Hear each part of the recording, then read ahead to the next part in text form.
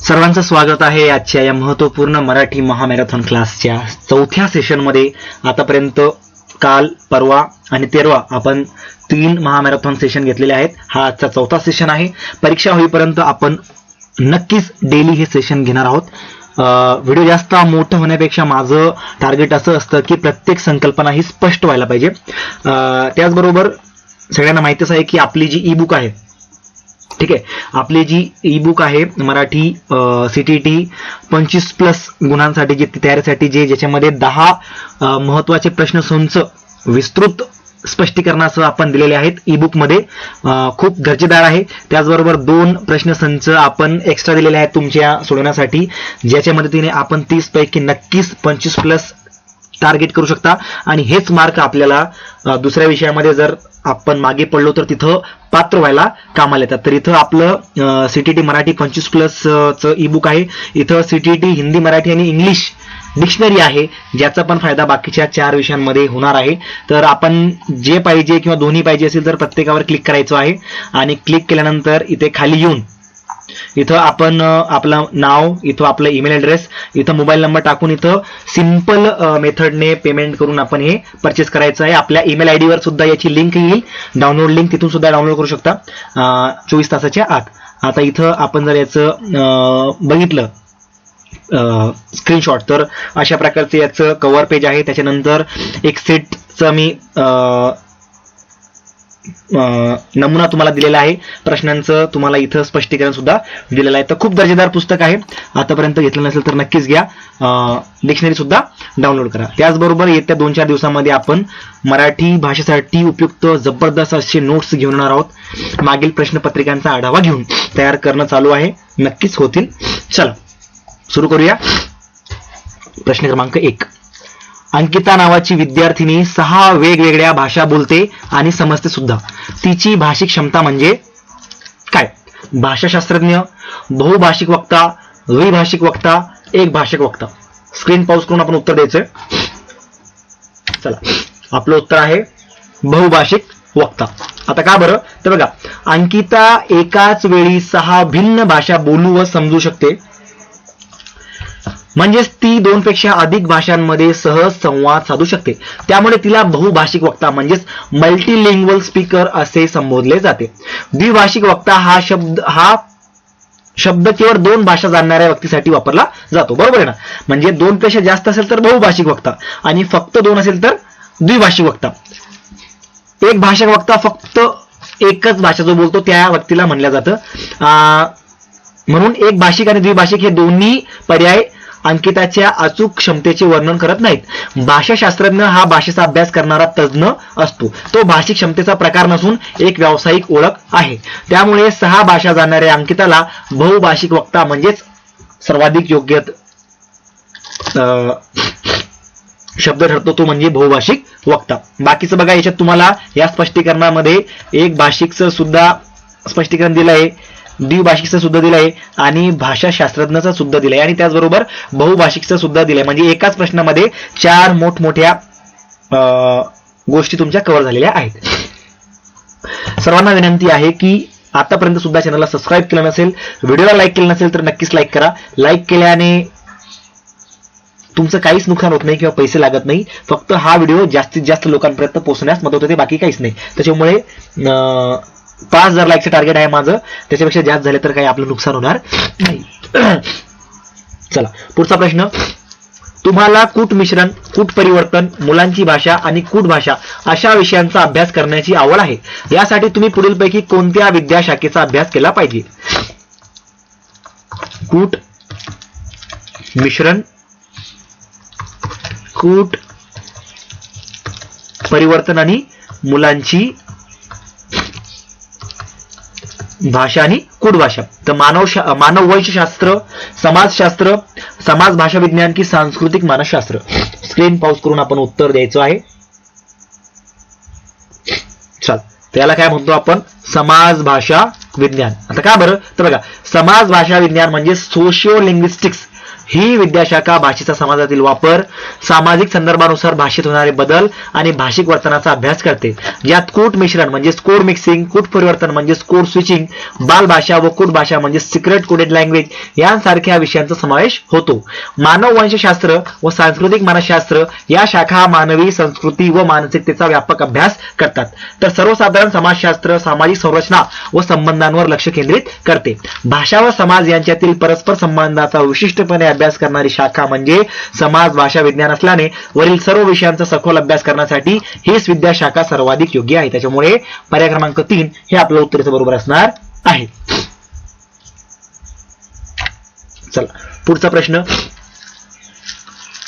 पुढीलपैकी कोणती बाब ही विसंगत विश्लेषणाचा घटक नाही? पुढीलपैकी कोणती बाब हे विसंगत विश्लेषणाचा म्हणजेच कॉन्स्ट्रक्टिव्ह अनालिसिसचा घटक नाही? अर्थविज्ञान, शब्दकोश, ध्वनिशास्त्रीय की पदिम?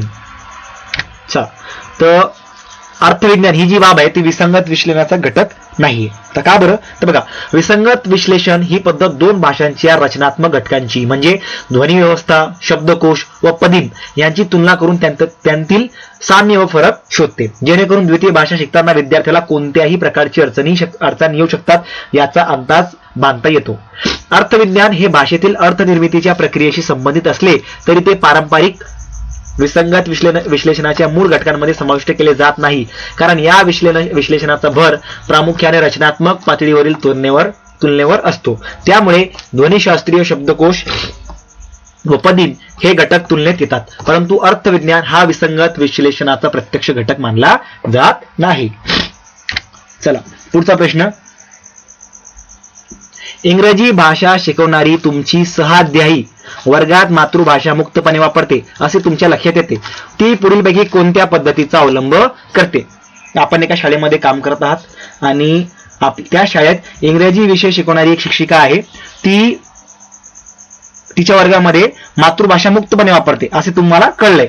मग ती पुढीलपैकी कोणत्या पद्धतीचा अवलंब करते? म्हणजे ती वर्गात मातृभाषा वापरते याचा अर्थ ती कोणती पद्धत अवलंब करते असं आपल्याला इथं विचारलंय. व्याकरण भाषांतर, संरचनात्मक मौखिक परिस्थिती, थेट पद्धत की श्रव्य भाषिक पद्धत? चला त्याला आपण म्हणतो व्याकरण भाषांतर. आता का बरं? तर बघा, व्याकरण भाषांतर पद्धतीमध्ये लक्ष्य भाषेतील शब्द, वाक्ये, नियम मातृभाषेच्या साहाय्याने भाषांतर करून शिकवले जातात. त्यामुळे या पद्धतीत वर्गात मातृभाषेचा मुक्तपणे व सातत्याने वापर केला जातो. थेट पद्धत, श्रव्य भाषिक पद्धत व संरचनात्मक मौखिक परिस्थिती या पद्धतींमध्ये मात्र लक्ष्य भाषेतूनच अध्यापन करण्यावर भर दिला जातो आणि मातृभाषेचा वापर शक्यतो टाळला जातो, कारण या पद्धतींचा उद्देश विद्यार्थ्याला लक्ष्य भाषेतच विचार करण्यास व संवाद साधण्यास सक्षम करणे हा असतो. त्यामुळे वर्गात मातृभाषेचा मुक्त वापर करणे हे व्याकरण भाषांतर पद्धतीचे ठळक वैशिष्ट्य आहे. त्याच्यामुळे पर्याय क्रमांक 1 हे आपलं उत्तर बरोबर असणार आहे. चला, व्हिडिओ आवडत असेल, समजत असेल, कळत असेल तर प्लीज कमेंट करत जा, लाईक करत जा, शेअर करत जा.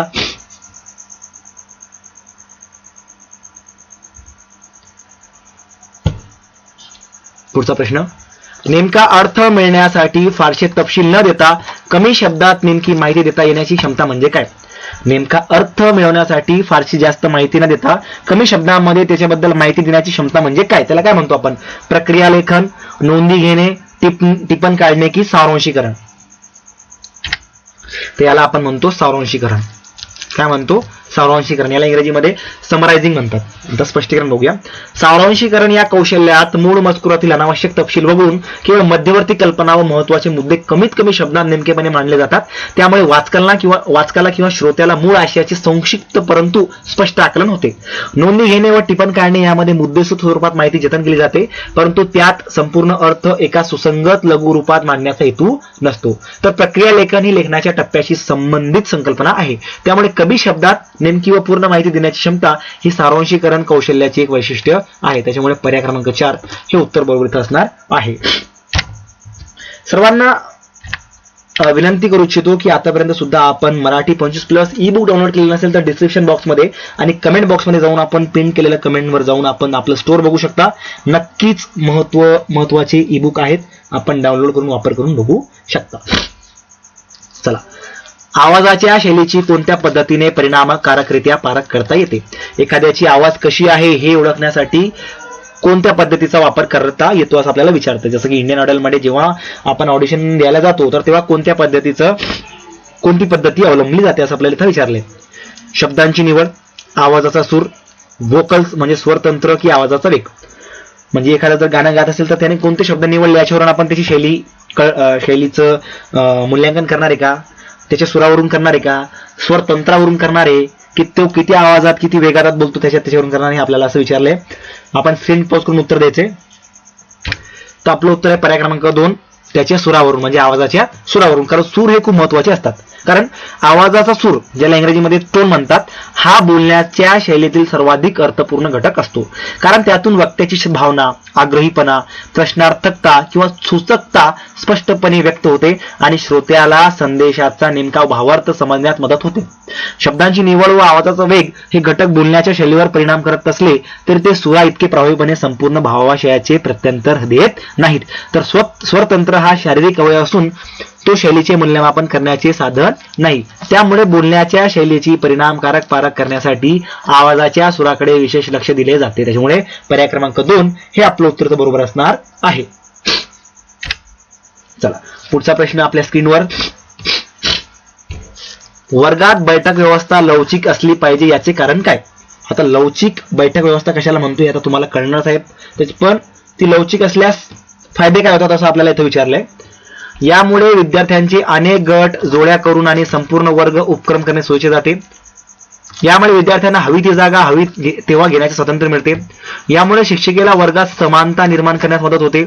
यामुळे मुलांना कायमस्वरूपी मित्रता निर्माण करता येणार नाही.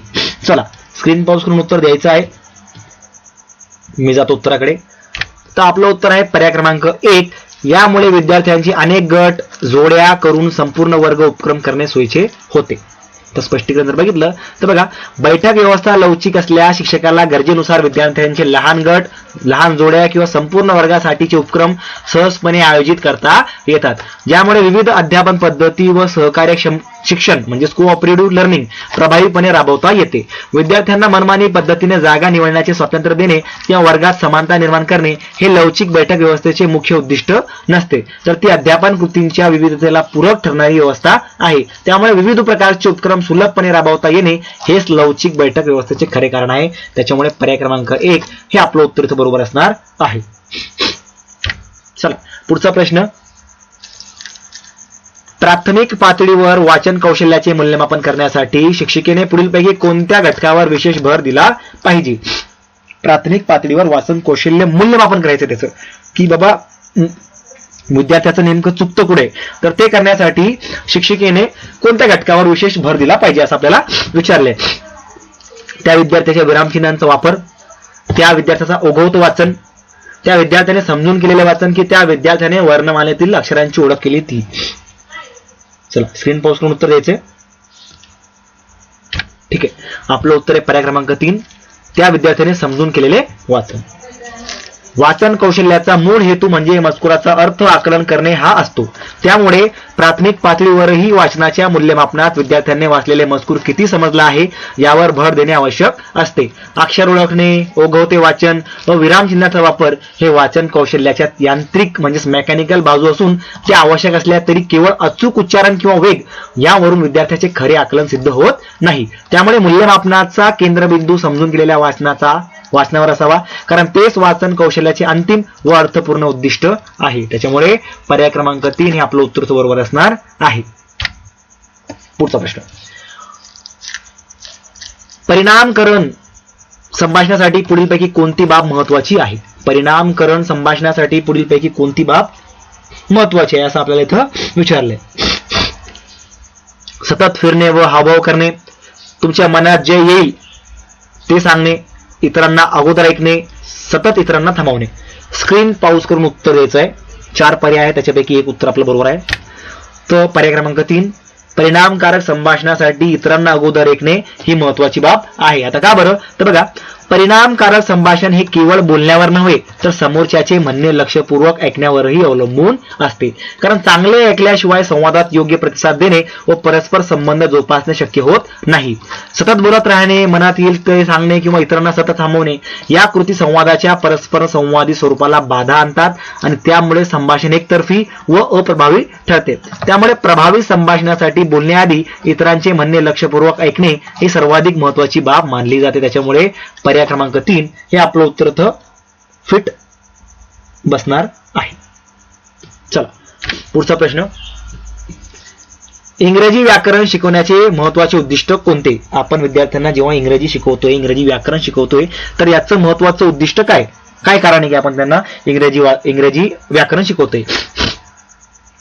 लिहिताना आणि बोलताना आपल्या विचारांना योग्य आणि तर्कपूर्ण पद्धतीने मांडण्याची क्षमता विकसित होण्यासाठी, नियम पाठ करण्याची क्षमता वाढवण्यासाठी, अभ्यासात गोडी निर्माण करण्यासाठी की आपले मूळ विचार वृद्धिंगत करण्यासाठी?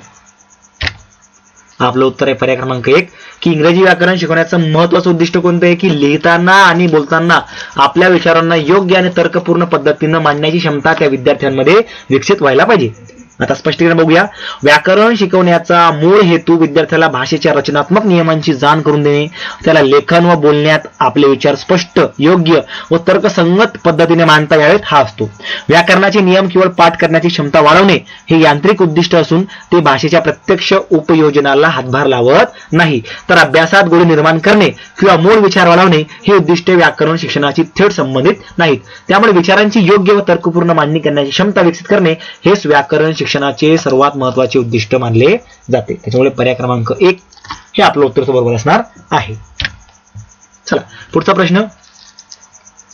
प्राथमिक पातळीवर विद्यार्थ्यांमध्ये लेखन कौशल्य विकसित करताना शिक्षिकेने विद्यार्थ्यांना कोणत्या विषयाशी संबंधित मुद्द्यावर लेखन करण्यास प्रवृत्त केले पाहिजे?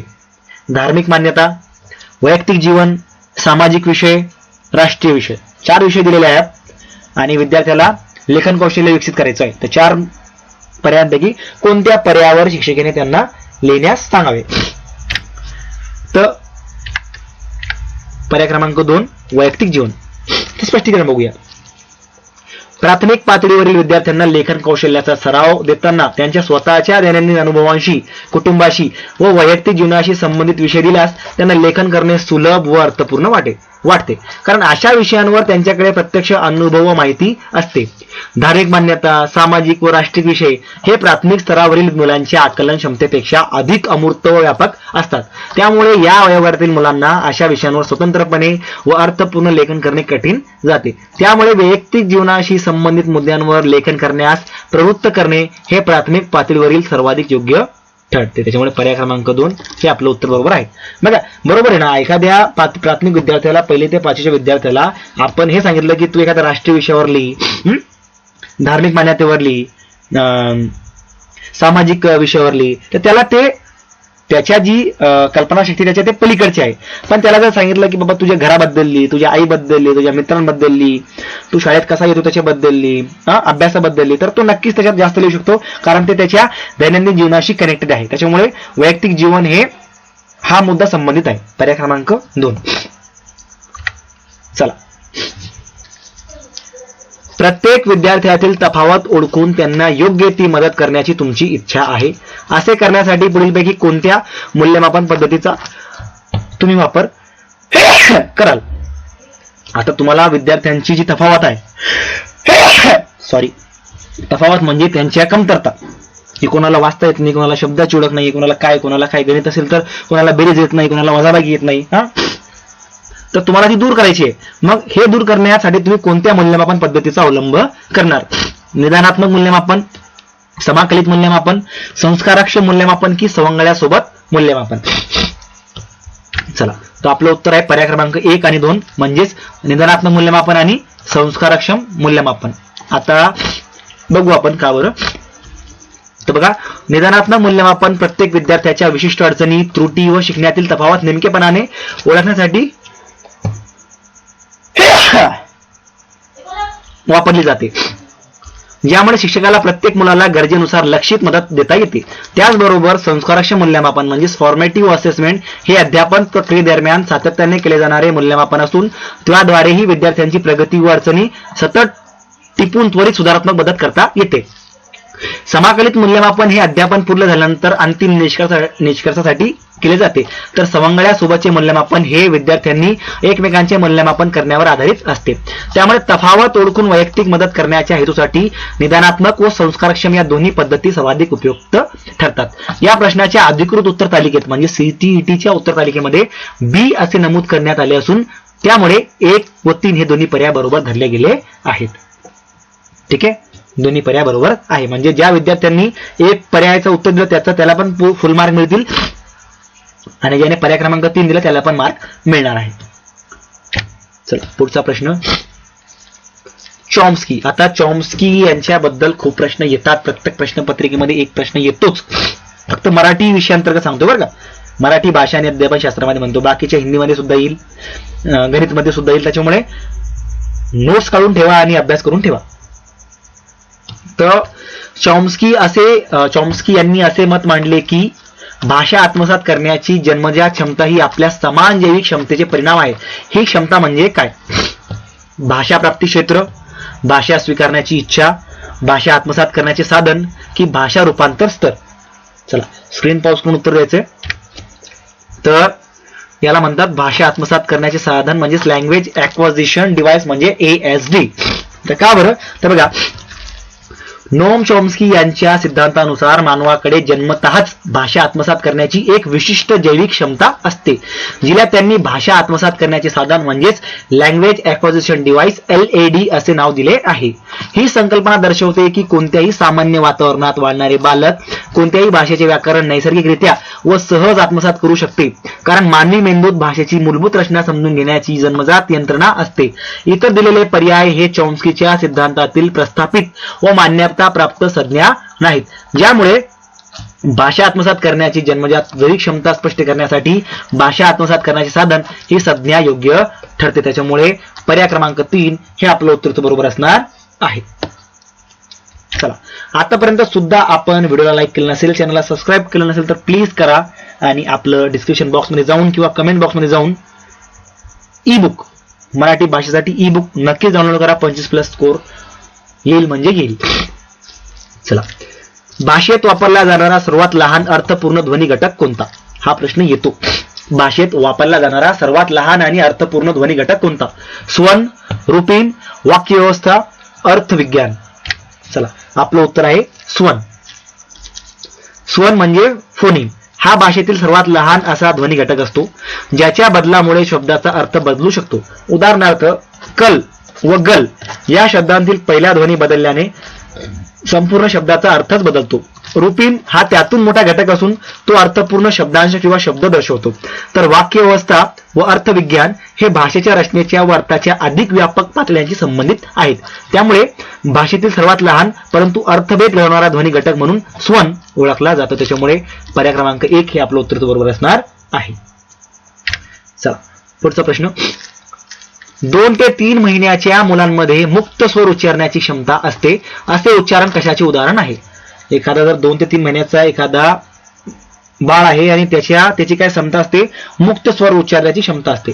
तर असे उच्चारण कशाचे उदाहरण आहे असं इथं आपल्याला विचारलंय. बळबळ करणे म्हणजे बॅबलिंग, ओरडणे, एका शब्दाचे उच्चारण की कुजबुजणे म्हणजे क्वीन. चला, स्क्रीन पॉज करून उत्तर द्यायचे. तो आपलं उत्तर आहे पर्याय क्रमांक 4 कुजबुजणे. याला काय म्हणतो आपण? कुजबुजणे. बघा, साधारणतः 2 ते 3 महिन्याच्या वयात बालक कोमल, मुक्त, लयबद्ध स्वर काढण्यास सुरुवात करतो, ज्याला भाषा विकासाच्या टप्प्यात कुजबुजणे किंवा क्विंग असे म्हणतात. आणि हा टप्पा बडबड बॅबलिंग अवस्थेच्या आधीचा मानला जातो. म्हणजे बॅबलिंगच्या आधीचा टप्पा कोणता आहे? कुजबुजणे. लक्षात ठेवा. बडबड ही साधारणतः 6 महिन्यानंतर सुरू होणारी अवस्था असून यात व्यंजन स्वर यांच्या पुनरावृत्तीयुक्त उच्चाराचा समावेश असतो. तर ओरडणे व एका शब्दाचे उच्चारण हे अनुक्रमे नवजात अर्भकाची तात्काळ प्रतिक्रिया व त्याहून मोठ्या वयातील विकासाचे टप्पे आहेत. त्यामुळे 2 ते 3 महिन्यातील मुक्त स्वर उच्चारण हे कुजबुजण्याच्या टप्प्याचे उत्तम उदाहरण आहे. त्याच्यामुळे पर्याय क्रमांक 4 हे आपलं उत्तर बरोबर असणार आहे. पुढचा प्रश्न. मुलाने मातृभाषा शिकणे या कृतीला साधारणपणे असे मानले जाते. एखाद्या मुलाने मातृभाषा शिकली याला साधारणपणे काय मानले जाते? तर भाषा शिकणे, भाषा विलिनीकरण, अमूर्त भाषा विकास की भाषा आत्मसात करणे. बघा, मातृभाषा शिकणे आणि एखादी दुय्यम भाषा शिकणे अशात फरक असतो बरं का. चला उत्तर दिलंय. त्याला आपण काय म्हणतो, भाषा आत्मसात करणे म्हणजेच लँग्वेज ॲक्वायझिशन. बघा, बालक मातृभाषा नैसर्गिक वातावरणात कोणत्याही औपचारिक शिकवणीशिवाय आजूबाजूच्या लोकांशी संवाद साधताना बेशुद्धपणे आत्मसात करते. या नैसर्गिक व अजाणतेपणे घडणाऱ्या प्रक्रियेला भाषा आत्मसात करणे म्हणजेच लँग्वेज ॲक्विजिशन असे म्हणतात.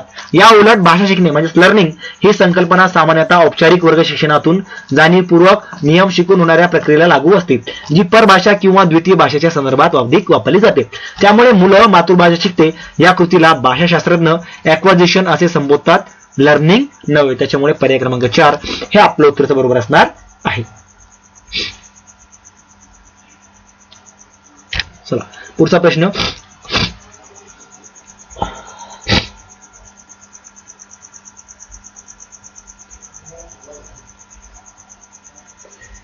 एक सक्रिय श्रोत्याला लगेच कळते. काय करते? एक सक्रिय श्रोत्याला लगेच काय करते? बोलणारा काय सांगण्याचा प्रयत्न करीत आहे ते, इतर व्यक्ती काय बोलत आहेत ते, बोलणाऱ्याला काय सांगायचे आहे ते, की बोलणारा काय सांगत आहे त्यामागील तर्क. चला स्क्रीन पॉज करून उत्तर द्यायचे. तर एक सक्रिय श्रोत्याला काय करते लगेच, की बोलणारा काय सांगत आहे त्यामागील तर्क.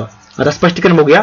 सक्रिय श्रवण म्हणजेच ऍक्टिव्ह लिसनिंग या कौशल्यात श्रोता केवळ शब्द ऐकत नाही, तर वाक्याच्या बोलण्यातील तर्क, हेतू व विचार प्रक्रिया समजून घेण्याचा सखोल प्रयत्न करत असतो, ज्यामुळे त्याला संदेशाचा संपूर्ण व सूक्ष्म अर्थ आकलन होतो. केवळ शब्द ऐकणे किंवा वरवरचा आशय समजणे हे निष्क्रिय श्रवणाचे लक्षण आहे. तर सक्रिय श्रोता संदर्भ, कारण मीमांसा व अंतर्निहित अर्थ यांचा विचार करून ऐकतो, त्यामुळे बोलणाऱ्याच्या विधानामागील तर्क समजणे हे सक्रिय श्रोत्याचे खरे वैशिष्ट्य मानले जाते. त्याच्यामुळे पर्याय क्रमांक 4 हे आपलं उत्तर बरोबर असणार आहे. चला पुढं. वर्गात कविता शिकवताना शिक्षिका अगोदर कवितेचे वाचन करते आणि विद्यार्थ्यांना समूह कार्यात समाविष्ट करून देते. एक गट कवितेची मध्यवर्ती कल्पना लिहितो, एक गट कवितेतील मुख्य पात्राचे चित्रण काढतो आणि एक गट कवितेचा सारांश लिहितो. या उपक्रमाचे उद्दिष्ट म्हणजे काय? वर्गातील सर्व मुलांना उपक्रमात सहभाग करून घेणे, विद्यार्थ्यांची आवड आणि त्यांच्या विविध क्षमतांचे संगोपन करणे, विद्यार्थ्यांना मूल्यमापनासाठी तयार करणे, की विद्यार्थ्यांचे लक्ष विचलित करणे. ठीक आहे, स्क्रीन पासून उत्तर द्यायचे. चला तर पर्याय क्रमांक 2 विद्यार्थ्यांची आवड आणि त्यांच्या विविध क्षमतांचे संगोपन करणे असं त्याचं या उपक्रमाचं उद्दिष्ट आहे. का बरं? तर बघा, या उपक्रमात वेगवेगळ्या गटांना कवितेशी संबंधित वेगवेगळ्या स्वरूपाची कामे दिलेली आहेत. जसे की मध्यवर्ती कल्पना लिहिले, याच्यात काय होईल? भाषिक विश्लेषणात्मक क्षमता वाढेल. चित्र काढायला दिले, याच्यात काय होईल? कलात्मक दृश्य क्षमता वाढेल. व सारांश लिहिलं तर काय होईल? संक्षेपण कौशल्य विकसित होईल. जे विद्यार्थ्यांच्या भिन्न आवडी निवडी व बहुविध क्षमता म्हणजेच मल्टिपल इंटेलिजन्सेस यांना वाव देण्यासाठी रचले गेले आहे. केवळ सर्वांनी सहभागी करणे किंवा मूल्यमापनासाठी तयार करणे हे या रचनेमागील प्राथमिक उद्दिष्ट नसून, प्रत्येक विद्यार्थ्याला त्याच्या आवडीच्या व सक्षम असलेल्या मार्गाने कवितेशी जोडून घेणे हा त्यामागील मूळ हेतू आहे. त्यामुळे या बहुआयामी उपक्रमाचे उद्दिष्ट विद्यार्थ्यांची आवड व विविध क्षमताचे संगोपन करणे हेच आहे. त्याच्यामुळे पर्याय क्रमांक 2 हे उत्तर इथं आपलं बरोबर असणार आहे. चला पुढचा प्रश्न. द्वितीय भाषा वर्ग म्हणजे साधारणपणे विविध भाषांचा संगम असतो. अशा वर्गात शिक्षिकेचे धोरण विद्यार्थ्यांना कोणती गोष्ट पुरवण्याकडे असावे? आवश्यक कौशल्य विकसित करण्यासाठी मोकळे वातावरण देण्यात, पाठाची सोपी आणि संक्षिप्त आवृत्ती प्रोव्हाइड करण्यास, पर्याप्त सुबोध नोट्स प्रोव्हाइड करण्यास, की अभ्यासक्रमावर बेतलेल्या विविध प्रकारचे कार्य देण्यासंदर्भात. स्क्रीन पॉज करून उत्तर द्यायचे.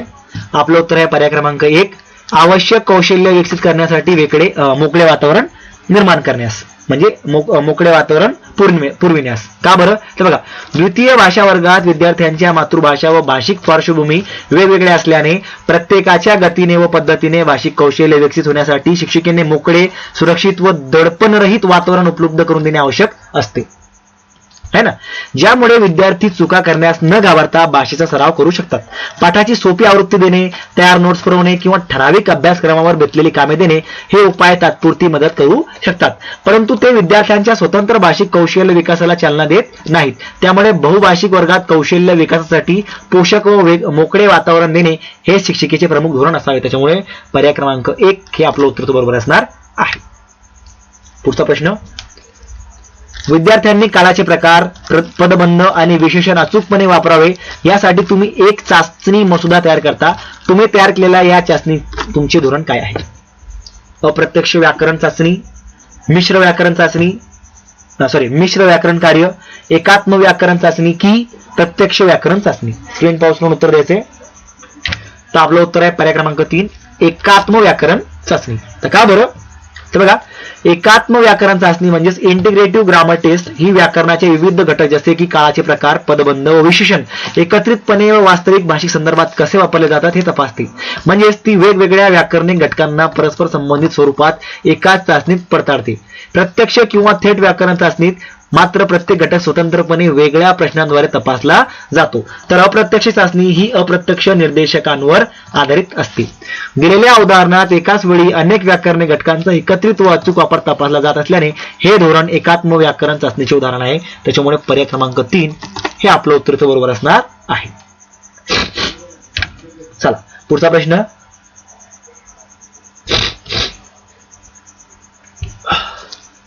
मुलं लहान वयात भिंतीवर, जमिनीवर आणि वयांमध्ये रेघोट्या मारतात.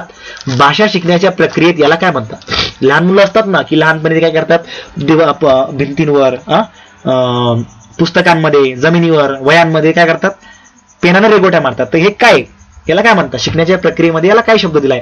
उदयोन्मुख साक्षरता, लेखन कौशल्य, आकृती विकास की खरडणे? तर याला काय म्हणतो आपण? उदयोन्मुख साक्षरता. बघा, लहान मुले भिंतीवर, जमिनीवर किंवा वयात रेघोट्या मारतात तेव्हा त्यांना अद्याप अक्षरे व शब्दलेखनाचे नियम माहीत नसतात. परंतु ही कृती त्यांच्यातील लेखन व वाचनाच्या दिशेने होणाऱ्या नैसर्गिक विकासाचे प्रारंभिक टप्पे दर्शवते. ज्याला भाषा विकासात उदयोन्मुख साक्षरता म्हणजेच इमर्जंट लिटरेसी असे संबोधले जाते. या टप्प्यात मूल लेखनाच्या स्वरूपाचे व त्यातील प्रतिकात्मकतेचे अनुकरण करत असले तरी त्यातून अद्याप अर्थपूर्ण लेखन तयार होत नसले तरी लेखन कौशल्य हे अधिक प्रगत व नियमबद्ध टप्प्याला सूचित करते. त्यामुळे या प्रारंभिक रेघोट्या मारण्याच्या कृतीला उदयोन्मुख साक्षरतेचे उदाहरण मानले जाते. म्हणजे ते जे रेघोट्या मारतात त्याच्यातून काय अर्थ निघत नाही, काय शब्द तयार होत नाही, पण हे नैसर्गिक विकासाचा प्रारंभिक टप्पा आहे. चला पुढचा प्रश्न. संभाषणात्मक भाषा शिक्षण पुढीलपैकी कोणत्या घटकाच्या परस्परावलंबित्वावर भर देते? संभाषणात्मक भाषा शिक्षण पुढीलपैकी कोणत्या घटकाच्या परस्परावलंबित्वावर भर देते? भाषा आणि संज्ञापन, भाषा आणि वर्तन, भाषा आणि मानसशास्त्र की भाषा आणि संभाषण? तर आपलं उत्तर आहे भाषा आणि संभाषण. बघा, संभाषणात्मक भाषा शिक्षण पद्धतीत भाषा शिकवण्याचा मूळ उद्देश विद्यार्थ्याला प्रत्यक्ष संभाषण, अर्थपूर्ण व परस्पर संवादी संदर्भात भाषेचा वापर करता यावा हा असतो. त्यामुळे या पद्धतीत भाषा व संभाषण यांच्यातील परस्परावलंबित्वावर विशेष भर दिला जातो. या पद्धतीत व्याकरणिक अचूकतेपेक्षा प्रत्यक्ष संवादातील प्रभावीपणा म्हणजेच फ्लुएन्सी व अर्थपूर्ण संप्रेषणाला अधिक महत्त्व दिले जाते. त्यामुळे भाषा व संज्ञापन, वर्तन किंवा मानसशास्त्र यांपेक्षा भाषा आणि संभाषण यांचा परस्पर संबंध हाच या पद्धतीचा गाभा मानला जातो. त्याच्यामुळे पर्याय क्रमांक 4 हे आपलं उत्तर बरोबर असणार आहे. चला पुढचा प्रश्न. तुमच्या वर्गातील मुलांच्या शिकण्याच्या प्रक्रियेची नोंद तुम्हाला ठेवायची आहे. यासाठी तुम्ही पुढीलपैकी कशाचा वापर कराल? तुम्ही मुलं जे शिकत आहेत तर या प्रक्रियेची तुम्हाला नोंद ठेवायची आहे. तर या प्रक्रियेसाठी आपण काय करणार? प्रकल्प तंत्र, मौखिक तंत्र, निरीक्षण तंत्र की नियतकार्य तंत्र? चला स्क्रीन पॉज करून उत्तर द्यायचे. तर याला आपण म्हणतो निरीक्षण तंत्र. कारण निरीक्षण केल्यावरच आपण नोंद करू शकतो ना, है ना? तर स्पष्टीकरण बघूया. विद्यार्थ्यांच्या शिकण्याच्या प्रक्रियेची सातत्यपूर्ण नोंद ठेवण्यासाठी शिक्षकाला त्यांच्या वर्गातील दैनंदिन वर्तन, सहभाग, अडचणी व प्रगती प्रत्यक्ष पाहून टिपाव्या लागतात. म्हणजेच निरीक्षण तंत्राचा वापर करावा लागतो, जे प्रक्रिया केंद्रीय मूल्यमापनासाठी सर्वाधिक उपयुक्त ठरते. प्रकल्प तंत्र, मौखिक तंत्र व नियतकार्य तंत्र ही साधने विद्यार्थ्यांच्या विशिष्ट उत्पादनाचे किंवा कामगिरीचे मूल्यमापन करण्यासाठी वापरली जातात. परंतु ती संपूर्ण शिकण्याच्या प्रक्रियेची सातत्यपूर्ण नोंद ठेवण्यासाठी तितकीशी थेट उपयुक्त नाहीत. त्यामुळे शिकण्याच्या प्रक्रियेची नोंद ठेवण्यासाठी निरीक्षण तंत्र हे सर्वाधिक योग्य साधन आहे. त्याच्यामुळे पर्याय क्रमांक 3 हे आपलं उत्तर इथं बरोबर असणार आहे. चला नेक्स्ट. व्याकरणाच्या संदर्भात पुढीलपैकी कोणते विधान योग्य आहे? व्याकरणाच्या संदर्भात पुढीलपैकी एक विधान योग्य आहे, ते आपल्याला ओळखायचं. व्याकरण म्हणजे नियमांचा संच ज्यांना व्याकरणा वापरण्या अगोदर पाठ करणे आवश्यक असते. व्याकरण म्हणजे भाषेची अव्यवस्था जी आपल्याला संभाषण आणि लेखन कौशल्य उजळून घेण्यास मदत करते. परकीय भाषा शिकण्यात व्याकरणाची कोणती भूमिका असत नाही आणि व्याकरणाचे ज्ञान बोलण्यात ओघ संपादित करण्यात मदतरूप ठरते. चारपैकी एक पर्याय बरोबर आहे. चला, तर आपलं उत्तर आहे पर्याय क्रमांक 2 की व्याकरण म्हणजे भाषेची व्यवस्था जी आपल्याला संभाषण आणि लेखन कौशल्य उजळून घेण्यास मदत करते. स्पष्टीकरण जर बघितलं तर व्याकरण हे भाषेच्या अंतर्गत रचनात्मक नियमांची एक व्यवस्था असून ती विद्यार्थ्याला आपले विचार अधिक स्पष्ट, अचूक व सुसंगत पद्धतीने संभाषण व लेखनातून मांडण्यास मदत करते. म्हणजेच व्याकरण हे भाषिक कौशल्य उजळून घेण्याचे साधन आहे. व्याकरण नियम आधी पाठ करणे आवश्यक असते हे विधान चुकीचे आहे, कारण आधुनिक अध्यापन शास्त्रानुसार व्याकरण संदर्भासहित व वापराद्वारे शिकवले जाते. तसेच परकीय भाषा शिकण्यात व्याकरणाची भूमिका नसते हे विधानही सत्य आहे. त्यामुळे व्याकरण हे भाषिक कौशल्य सुधारण्यास सहाय्यभूत ठरणारी व्यवस्था आहे हे विधानच योग्य मानले जाते. त्याच्यामुळे पर्याय क्रमांक 2 हे आपलं उत्तरचं बरोबर असणार आहे. चला, पुढचा प्रश्न.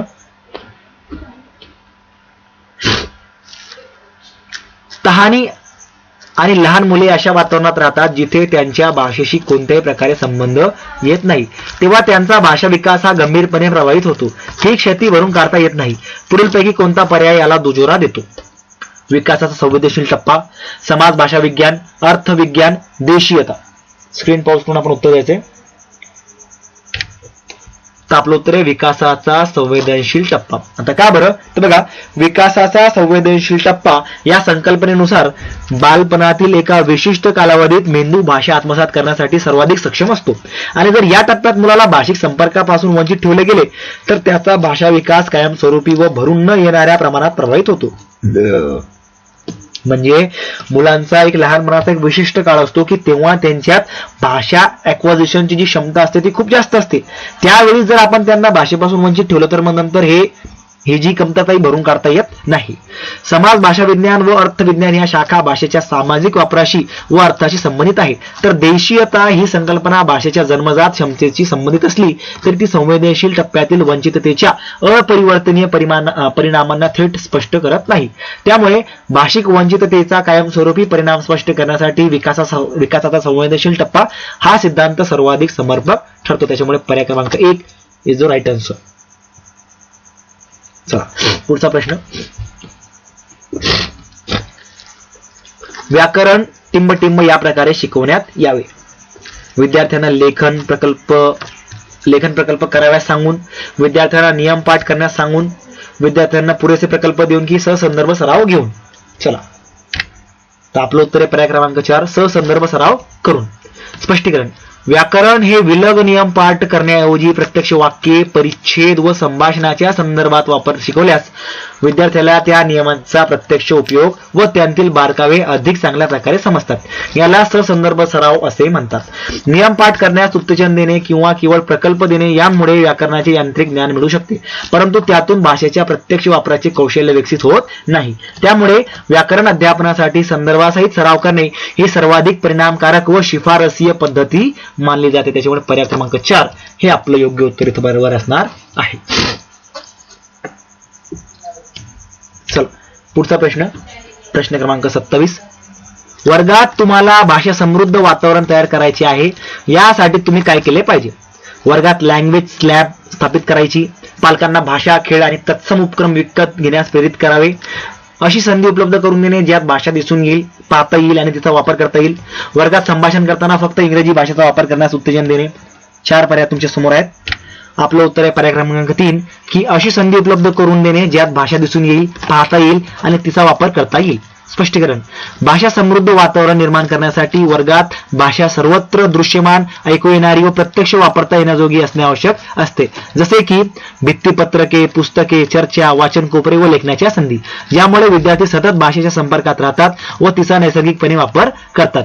महागडी उपकरणे बसवणे, पालकांना उपकरणे विकत घेण्यास सांगणे किंवा केवळ एकाच भाषेच्या वापराची सक्ती करणे यातून खरेच भाषा समृद्ध वातावरण निर्माण होत नाही. त्यामुळे भाषा दिसणे, ऐकू येणे व वापरता येणे अशा संधी उपलब्ध करून देणे हाच भाषा समृद्ध वर्ग तयार करण्याचा योग्य मार्ग आहे. त्याच्यामुळे पर्याय क्रमांक 3 इज द राईट आन्सर. पुढचा प्रश्न, द्वितीय भाषा शिकण्याच्या सिद्धांताच्या संदर्भात आत्मसात करणे, निरीक्षण करणे, प्राकृतिक आदान प्रदान, प्रभावी सिद्धांत या संज्ञा देणारे शास्त्रज्ञ कोण होते?